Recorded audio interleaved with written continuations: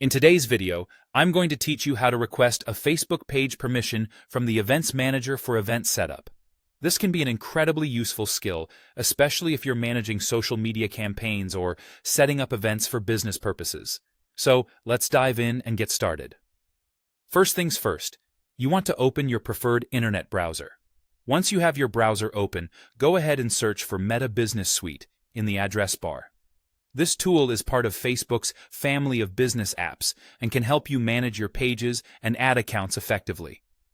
Keep an eye on the search results, and you'll want to look for the first result, or particularly the one that has facebook.com in its URL. This ensures you're directed straight to Facebook's official business tool. After clicking on the link, the next step is to log in.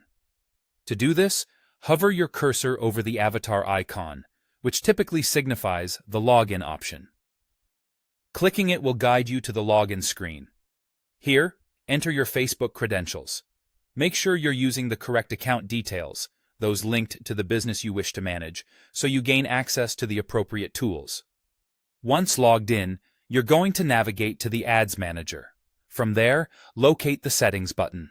This feature is crucial as it contains all the configuration options you need to manage your page access efficiently. After accessing the settings, pay attention to the menu on the left-hand side under Accounts and select Pages. This is where you'll manage your page permissions and settings. Now, it's time to initiate the process of gaining shared access to a Facebook page. Click on the +Add drop-down button that appears and select Request shared access to a Facebook page. This is the point where you'll specify which Facebook page you need access to. Enter the name or URL of the desired Facebook page in the search bar provided. As you type, suggestions will appear. Go ahead and select your specific page from the list that populates. Determining the level of access you require is the next important step. Remember, access levels vary, and it's significant to choose one that aligns with the responsibilities you need to perform on the page.